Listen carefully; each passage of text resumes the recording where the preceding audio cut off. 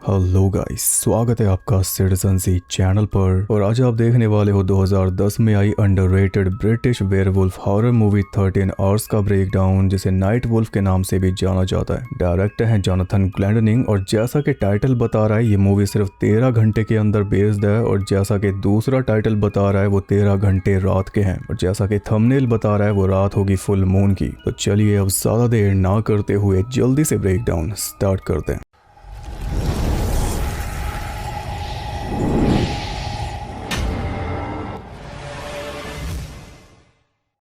Movie के start में हम सैरा नाम की लड़की को देखते हैं जो कुछ साल यूएस में रहने के बाद वापस इंग्लैंड पहुंची है अपनी फैमिली से मिलने। प्लेन से लैंड करते ही इसने रेंटल कार ली और बहुत बड़ी ड्राइव के बाद ये कंट्री साइड में पहुंची है जहां पे इनका घर है आबादी से बहुत दूर। खास बात यह है कि आज फुल मून की रात है और उसमें भी बारिश और तूफान के आसार दिखाई दे रहे हैं। घर के अंदर गई तो घर की हालत कुछ बिखरी हुई सी लग रही थी। एक एक चीज को देख के वो अपना बचपन याद करने लगी और यहाँ एक फोटो में हम पूरी फैमिली को देख पाते हैं। माँ एलिजाबेथ, उसकी बेटी सैरा, सैरा का स्टेप फादर डंकन और फिर एलिजाबेथ और डंकन के 3 लड़के, जिनमें सबसे बड़ा स्टीफन, उससे छोटा चार्ली और सबसे छोटा लूक। सैरा के असली डैड की मौत हो गई थी और ये बड़ा सा घर उन्हीं का है जिसमें ये फैमिली आज तक रहती है, पर इनके पास मेंटेनेंस तक के पैसे भी नहीं है, वो साफ पता चल रहा है, और बिल्स भी कई सारे पेंडिंग पड़े हुए हैं। खैर घर में उसे मिला डंकन जो काफी परेशान नजर आ रहा था सभी बिल्स को देख के। फिर भी उसने सैरा को बोला कि अगर तुम्हें पैसे की कोई दिक्कत हो तो हमें बता देना। सैरा ने फैमिली के बारे में पूछा तो उसने बताया कि तुम्हारे भाई बान में जीप को ठीक कर रहे हैं और तुम्हारी माँ जरूरी काम से बाहर गई है, वो संडे तक वापस आ जाएगी। फिर डंकन चला गया सोने और सैरा चली गई बान में अपने भाइयों से मिलने, और वो जाके देखती है कि वहाँ तो पार्टी चल रही थी। उसके पुराने दोस्त भी वहाँ पे मौजूद थे, जैसे गैरी, डग जो पहले सैरा का लवर हुआ करता था, एमिली जो सैरा की बेस्ट फ्रेंड थी, उसके जाने के बाद डग की गर्लफ्रेंड बनी और फिलहाल 1-2 हफ्ते से है स्टीफन की गर्लफ्रेंड। इन सबको पहले ही पता चल गया था कि सैरा आने वाली है, इसलिए स्टीफन ने एमिली को गर्लफ्रेंड बना लिया और एमिली ने स्टीफन को अपना बॉयफ्रेंड सिर्फ सैरा से बदला लेने के लिए, क्योंकि उन सभी को यही शिकायत है कि सैरा उन्हें छोड़ के चली गई और उसके बाद सैरा ने मुड़ के भी नहीं देखा। ना कभी कोई फोन किया, ना मैसेजेस का जवाब दिया, ना फोन उठाए, ना कभी उनका हाल चाल पूछा। एकदम से उन्हें पूरी तरह भुला दिया। सबके मन में खटास है, पर स्टीफन तो सैरा से नफरत ही करने लगा है। वो हर टाइम सबको नीचा दिखाता रहता है, इसलिए सैरा के आते ही उसके साथ भी शुरू हो गया। हाँ, पर चार्ली को ऐसा कोई गुस्सा नहीं था। उसने सैरा को कस के गले लगाया और उससे वादा लिया कि तुम ज्यादा दिन रुक के जाओगी। सबसे छोटा भाई लूक माल फूक के पड़ा था और साथ में उसने अपने डॉग होमर को भी नशे में कर दिया था और फिर उसका नाम रख दिया स्टोनर। सैरा के जाने से इतना कुछ बदल चुका है। सैरा ने उससे पूछा कि तुम यहाँ पे क्यों सो रहे हो, तो ल्यूक ने बताया कि मॉम डैड के बीच बहुत बुरा झगड़ा हुआ था, इसलिए डैड बिल्स को लेके चिल्ला रहे थे और शायद मॉम का किसी के साथ अफेयर चल रहा है। सैरा ने लूक को आराम से सोने दिया और स्टोनर को भेज दिया घर की तरफ, लेकिन अंधेरे में स्टोनर किसी चीज से घबरा रहा था। डर के मारे वो भाग के जल्दी से घर के अंदर चला गया और जब बिजली कड़की तो हम किसी क्रिएचर की परछाई देख पाए घर के अंदर आते हुए।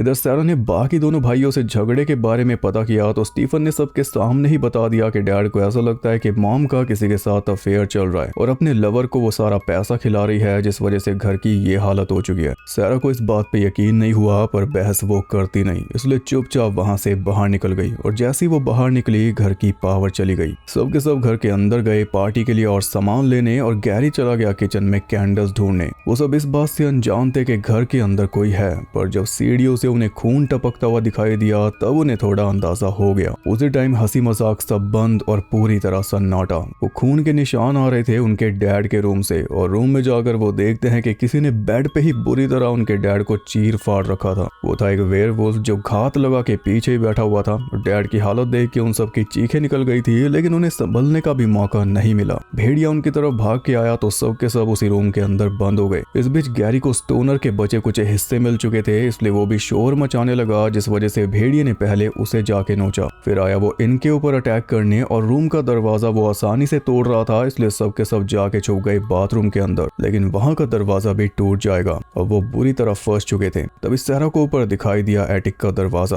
फिर चार्ली जल्दी से एटिक में घुसा और एक एक करके बाकी सबको ऊपर खींचने लगा, जिसमें कि स्टीफन ने बहुत जल्दी दिखाई। उसने अपनी बहन का भी नहीं सोचा, सैरा के बारे में सोचा डग ने, वही पुराना प्यार। सैरा को अपने से पहले भेज के वो दरवाजा पकड़ के खड़ा रहा और सबसे आखिर में भी सही सलामत ऊपर चढ़ने में वो कामयाब हो गया। फिर वहां का दरवाजा उन्होंने कर दिया आराम से बंद। अब जाके ठीक से सांस लेते हुए वो सोच रहे थे कि आखिर ये हुआ क्या और वो चीज है क्या। जंगली कुत्ते से लेकर नशेड़ी तक हर एक चीज उन्होंने कंसिडर करके देखी, लेकिन किसी नतीजे तक वो नहीं पहुंच पाए कि आखिर वो है क्या चीज। अब मदद बुलाने के लिए उन्हें फोन चाहिए था जो सिर्फ स्टीफन के पास था, लेकिन उसमें भी बैटरी नहीं थी, इसलिए स्टीफन ने उसे फेंक के तोड़ दिया। सैरा के पास फोन है मगर वो बैग में है जो नीचे पियानो के ऊपर रखा है। घर में एक शॉटगन भी है जो लॉकर में बंद है, लेकिन उस तक जाएगा कौन, भेड़िया पहले ही निपटा देगा। एक फोन डैड के रूम में है पर वहां दोबारा जाना खतरे से खाली नहीं। एटिक के अंदर छोटे छोटे टनल्स जैसे रास्ते थे जो अगले रूम्स तक लेकर जा रहे थे, बल्कि दीवारों के अंदर तक भी। अंदर ही अंदर पूरे घर में घूमने का इंतजाम था। तो उन्हें देखते हुए सैरा ने प्लान बनाया कि वो एटिक के दूसरे दरवाजे से बाहर निकल के भेड़िया का ध्यान खींचेगी और इतने में चार्ली बाथरूम वाले रास्ते से उतर के डैड के रूम में जाके पुलिस के पास फोन कर देगा। स्टीफन का कहना था कि ये सब बकवास है, हमें यहीं पे रुक के वेट करना चाहिए, पर सैरा को इतनी अर्जेंसी इसलिए थी क्योंकि ल्यूक बांध में सो रहा है। वो कभी भी जाग गया तो भेड़िया का शिकार बन जाएगा, तो क्या पता मॉम भी वापस आ जाए तो उनकी जान को भी खतरा होगा। इस प्लान में स्टीफन और एमिली ने कोई साथ नहीं दिया, पर डग सैरा के साथ था। जब भेड़िया आएगा तो सैरा को जल्दी से ऊपर खींचने के लिए सैरा दूसरे रास्ते से नीचे उतरी और शोर मचा के भेड़िए को अपने पास बुलाने लगी। बस तभी चार्ली बाथरूम में उतरकर डैड के रूम में पहुंच गया और उसने पुलिस के पास फोन कर दिया। शोर सुन के भेड़िया सैरा की तरफ भागा तो सैरा भी जल्दी से वापस ऊपर चढ़ने लगी, लेकिन भेड़िया उसके पास आया ही नहीं। वो बीच रास्ते से वापस मुड़ गया क्योंकि वो उनकी चाल समझ चुका था। सैरा के पीछे आने के बजाय वो डैड के रूम में पहुंच गया जहां पे उसने चार्ली को भी चीर डाला, पर तब तक चार्ली पुलिस के पास फोन करके सब कुछ बता चुका था। सैरा भी समझ गई थी कि भेड़िया उसके पास नहीं आ रहा, इसलिए ऊपर जाने के बजाय वो वापस बाहर निकल के चार्ली को देखने गई और जाके देखती है कि भेड़िया उसके भाई को चबा रहा था। ये देख के सैरा भागी तो इस बार भेड़िया उसके पीछे आया। डग सैरा को जल्दी से खींच रहा था पर भेड़िया ने सैरा के पैर में दांत घुसा दिए। फिर भी जैसे तैसे करके डग ने सैरा को ऊपर खींच लिया, लेकिन उसकी टांग बहुत ज्यादा इंजर्ड हो गई थी। भेड़िया ऊपर आने की कोशिश कर रहा था पर डग ने दरवाजा बंद करके उस पर दबाव बनाए रखा, जिस वजह से भेड़िया वहां से चला गया। उधर चार्ली की कॉल पाकर ऑफिसर मे पहुंच चुका था मैक्रे नाम के डॉग कैचर के पास, जो कि चार्ली के घर में घुसे जंगली जानवर को पकड़ेगा। वैसे ऑफिसर को वो कोई बकवास कॉल लग रही थी, फिर भी चेक करने तो जाना ही था, इसलिए मैक्रे का सारा सामान कार में रखवा कर उसे साथ लेकर वो निकल गया। इधर डग ने सैरा की टांग पे कपड़ा बांध दिया, जिस भी स्टीफन चार्ली की मौत का पूरा ब्लेम सैरा के ऊपर ही लगा रहा था। अब उसे बैठना ठीक नहीं लगा, इसलिए दीवार के अंदर से होते हुए वो पहुंच गया उस रूम में जहां पे शॉटगन रखी थी और उसके पीछे पीछे एमिली भी। तो जज्बाती होकर स्टीफन अलग ही कार्यक्रम में लग गया जो कि अनबिलीवेबल है। एक वेयरवुल्फ घर में घूम रहा है, बाप को मार चुका है, भाई को मार चुका है, बहन को इंजर्ड कर चुका है और सबसे छोटे भाई को तो हर मिनट खतरा है, पर छोटे छोटे भाइयों के बड़े भैया को करना है रोमांस।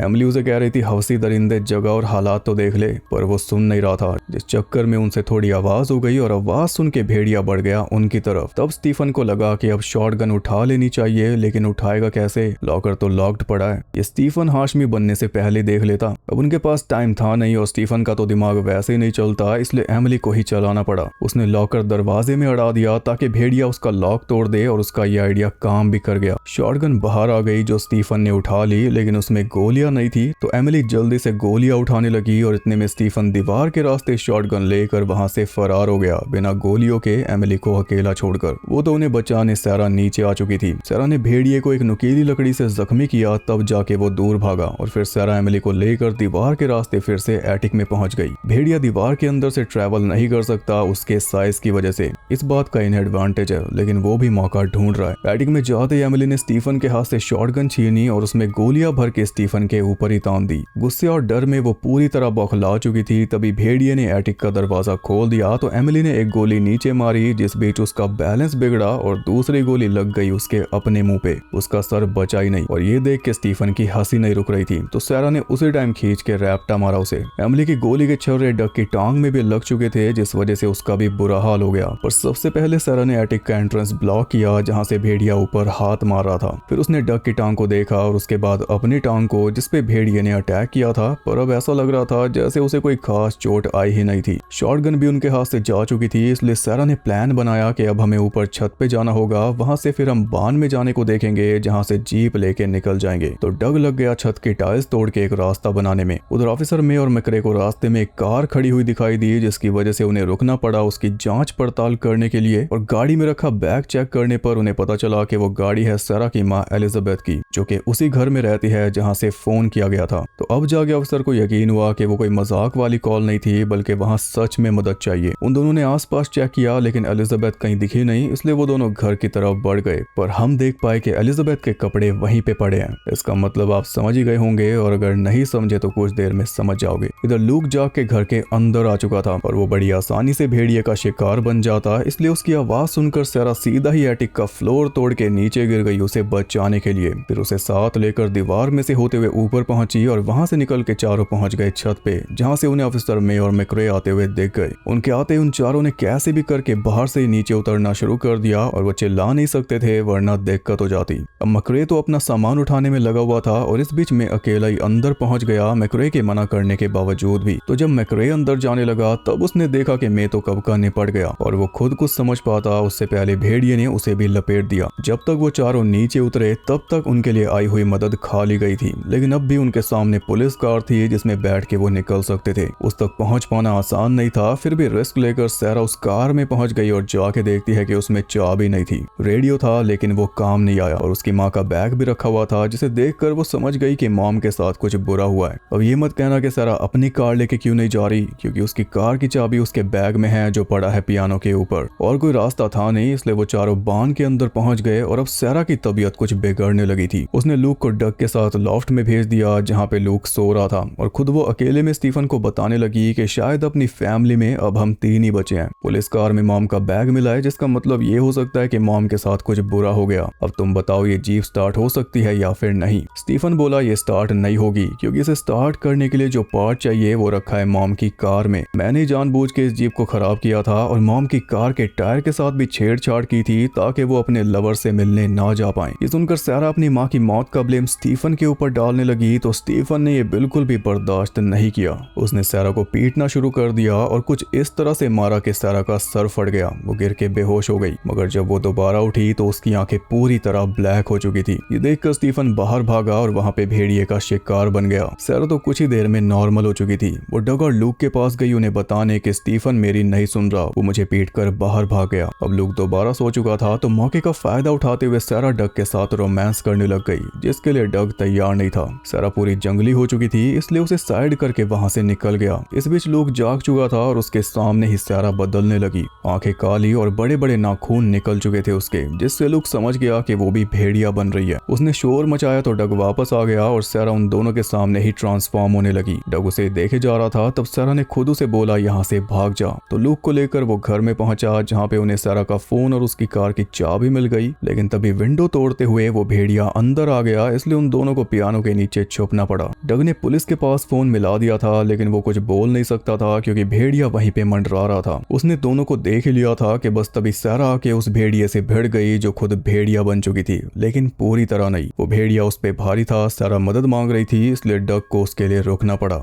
लूक को उसने कार में भेज दिया जिसमें वो सेफ रहेगा, और खुद उसने मकरे की डार्ट गन उठा के भेड़िए को शूट कर दिया, जिससे भेड़िए का कुछ बिगड़ा नहीं। अब वो डग की तरफ बढ़ने लगा था, लेकिन इस बीच सारा पूरी तरह से बदल गई। फिर वो भेड़िए के ऊपर ऐसे टूट के पड़ी कि भेड़िए का गला चबाकर उसने भेड़िए का खेल खत्म कर दिया। लेकिन अब वो खुद भी तो भेड़िया थी, अब डग को उससे खतरा था। वो पूरी कोशिश कर रहा था कि सारा उसकी बात समझ जाए, लेकिन वो नहीं समझी। उसने अटैक कर दिया, जिसके चलते डग को उसे बेहोशी का इंजेक्शन लगाना पड़ा, लेकिन बेहोश होते होते वो डग का भी गला चबा गई। बस इससे एक काम सही हुआ कि लूक के लिए खतरा टल गया।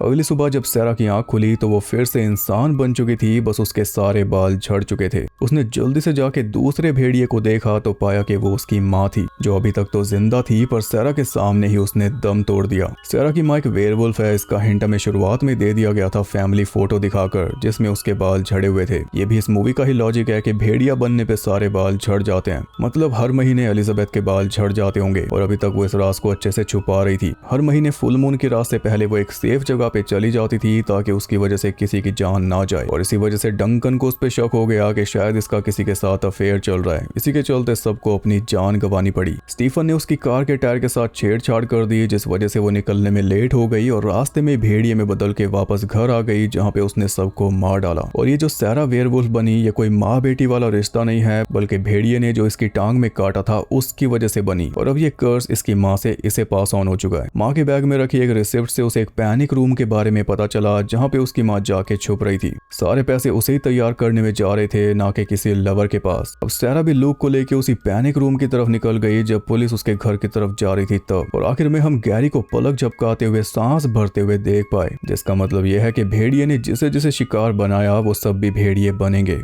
इसी के साथ ये मूवी हो गई खत्म। मूवी का प्लॉट एकदम अलग है और जो भेड़िए का डिजाइन है वो भी, पर जो रिवील था वो उतना भी कोई खतरनाक नहीं था, आप पहले से गैस कर सकते हो। इफेक्ट्स इसमें बहुत बढ़िया है, पर ज्यादा देर तक ये भेड़िए को दिखा नहीं पाए क्योंकि बजट कम था। जो सीन्स दिखाए वो भी साफ नहीं दिखाए, उनमें भी कट्स मार के दिखाया गया, वरना कमियां दिख जाती। पर फिर भी ये एक अच्छी खासी टाइम पास मूवी है। आपको कैसी लगी कॉमेंट करके बता सकते हो। वीडियो पसंद आई तो लाइक कर देना और ऐसी और वीडियोस देखने के लिए चैनल को सब्सक्राइब कर लो। मैं आपसे मिलूंगा अगली वीडियो के साथ, तब तक के लिए सबको बाय।